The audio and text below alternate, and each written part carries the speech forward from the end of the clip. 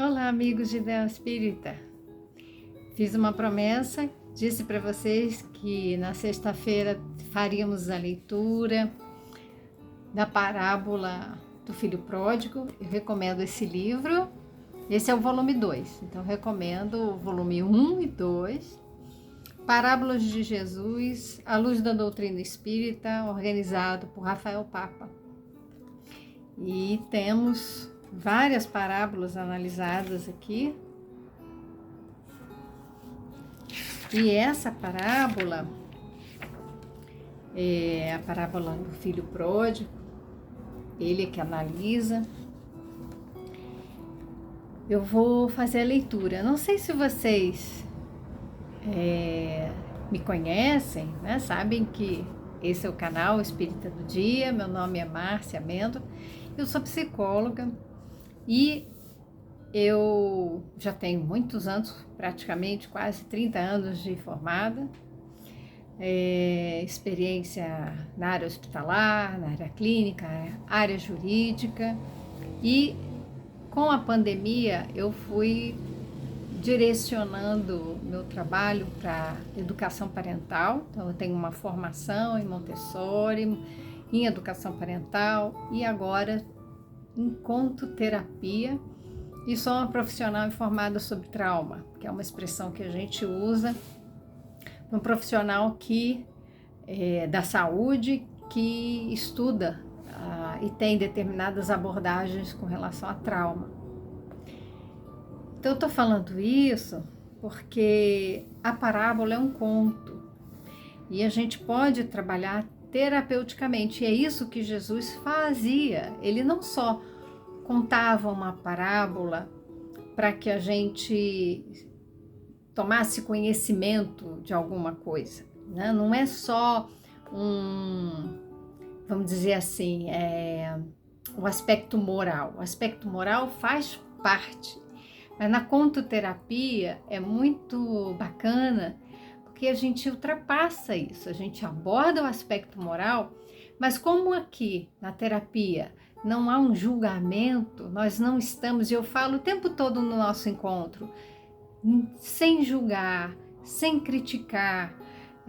Esse é um cuidado que a gente tem que fazer, e estamos aqui com essa proposta. Esse é o nosso momento de cuidado, de conexão conosco, conexão com Deus, de trabalhar o aspecto da espiritualidade em nós. Com isso, o que eu quero dizer? A gente tem sim você deve, né, se comportar, deve fazer o bem, deve ser justo, deve ser bom. Isso é um aspecto moral. Mas no aspecto terapêutico a gente aprofunda e entende onde que estamos nessa parábola. Essa parábola, esse conto nos toca em que parte, que emoção que nos evoca esse conto. Eu fico triste, eu fico alegre, eu fico preocupada, eu fico com medo, eu fico indignada, eu fico... Como? Que emoção aflora? Em que parte do conto que fica para você como sendo a mais importante, aquela que mexeu, tocou em alguma ferida? Ferida é trauma. Trauma significa ferida. E é isso, a gente vai descobrindo. Esse é um processo de autoconhecimento e de autocura. Então, o conto, ele é muito importante e é um recurso muito útil, muito válido para que a gente possa trabalhar trauma, possa trabalhar terapeuticamente, e também o autoconhecimento é uma proposta terapêutica, porque na questão 909 no Livro dos Espíritos é isso que a gente vai ouvir, né? Conhece-te a ti mesmo, porque a gente consegue descobrir o que a gente precisa, quais são os nossos valores, as nossas necessidades, como que a gente pode atendê-las, cuidar e cuidar do próximo. Então, é nesse autoconhecimento que a gente se ama e ama o próximo e ama a Deus, que é a lei máxima, a lei do amor. Aqui E lei do amor e lei de caridade, tá? Tá me vindo essa intuição aqui, que é o lema do Espiritismo, né? A gente vai evoluir, vai se salvar pela prática da caridade.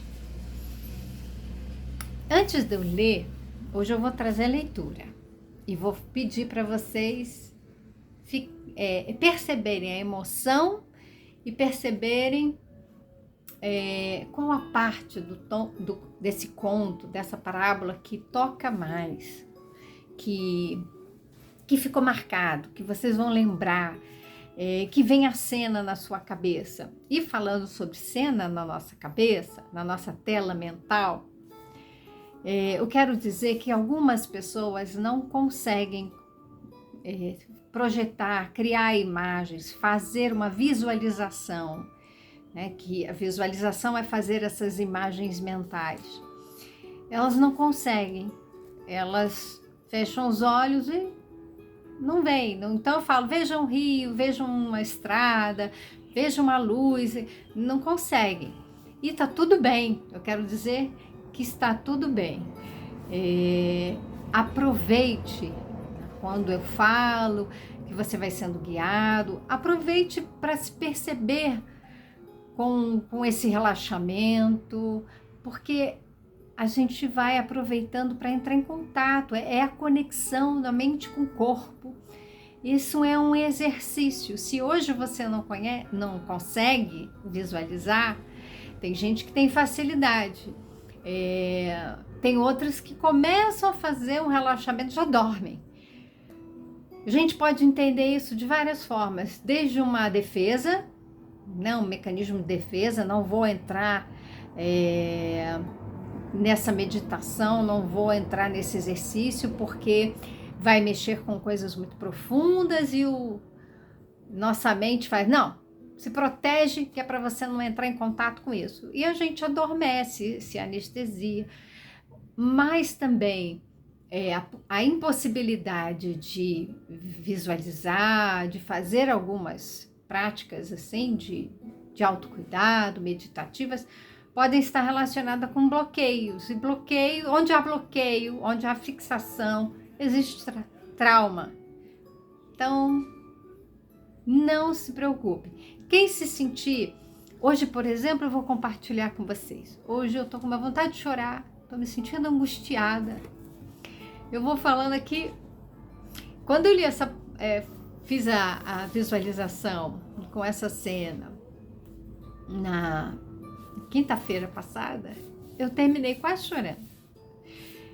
A gente fica, em alguns momentos da nossa vida, muito sensíveis, né? E é isso que eu tô falando. Esse exercício aqui, eu tenho feito para mim, eu tô compartilhando com vocês. Mas tem momentos que a gente precisa ficar em silêncio, ficar em meditação, ficar avaliando algumas coisas que acontecem na nossa vida. Então tem momentos que a gente se depara com situações que a gente não sabe o que fazer. Gera muito angústia. Angústia é bem esse sentimento em que a gente chega ali num ponto em que ou vai para a estradinha da direita ou vai para a estradinha da esquerda. Qual é o caminho? Como escolher? Aí a gente não sabe. A gente não sabe qual dos dois é o melhor.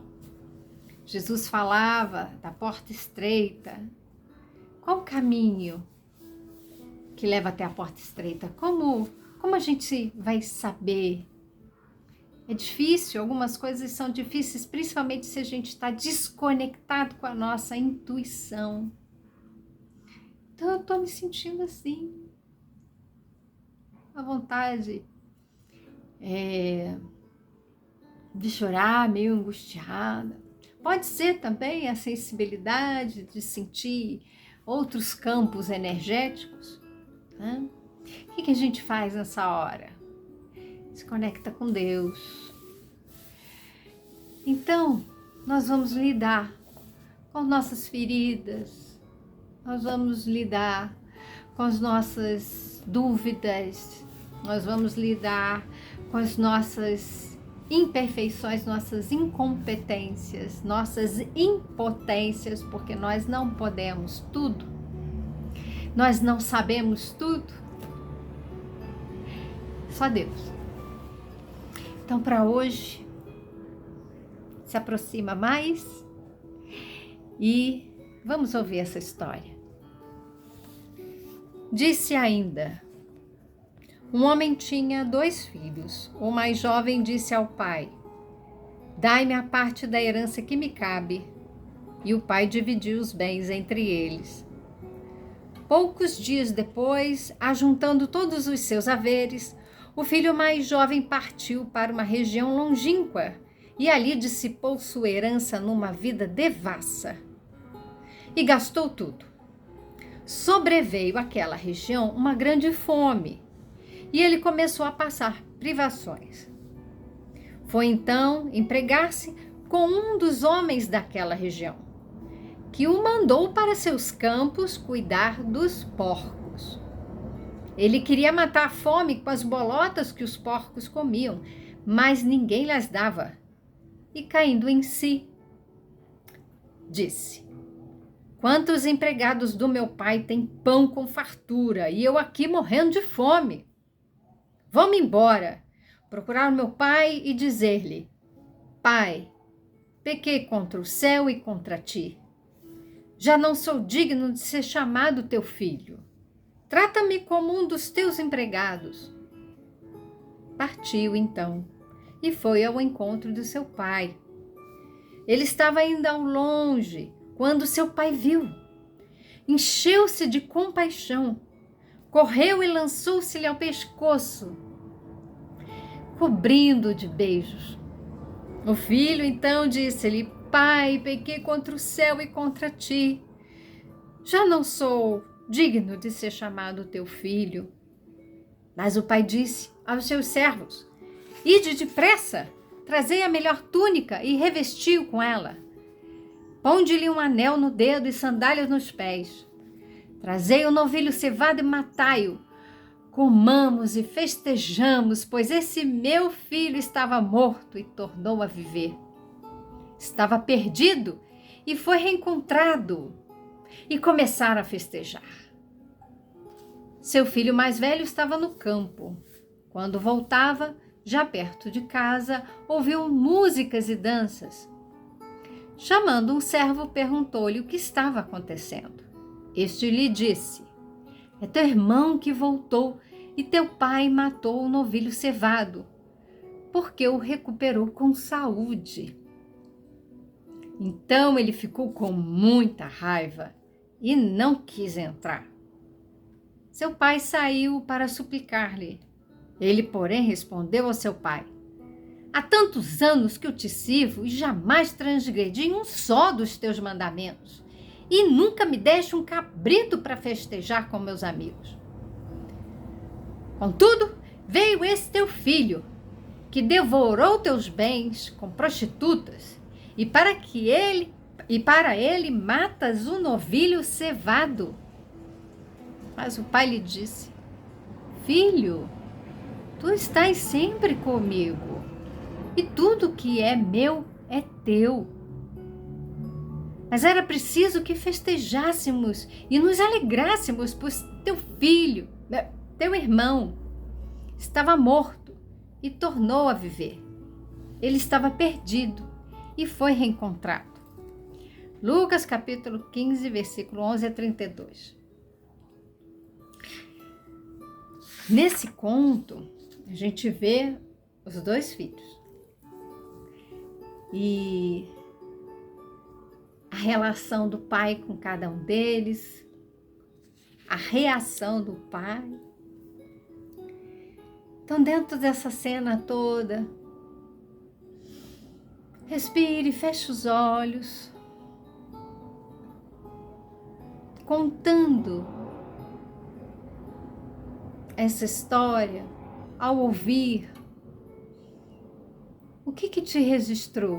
O que ficou na sua mente como uma cena importante? De toda essa passagem, o que te vem? Em primeiro momento, primeira cena, que te vem de emoção, o que te vem de imagem. Fique com isso. Vamos trabalhar isso ao longo dessa semana. Vamos trazer essa história do filho pródigo para a gente começar a entender a nossa relação conosco, com Deus. Respire, fique com essa emoção, registre, se você tiver um caderninho, registre qual a cena, escreva o que você sentiu, o que você visualizou. Relaxe. Se quiser, escuta esse vídeo, assista esse vídeo de novo. Eu fiz 2 errinhos aqui na contação, mas escuta, busca essa concentração e vai vendo qual a cena. Não tente pensar muito, não tenta ficar racionalizando aqui.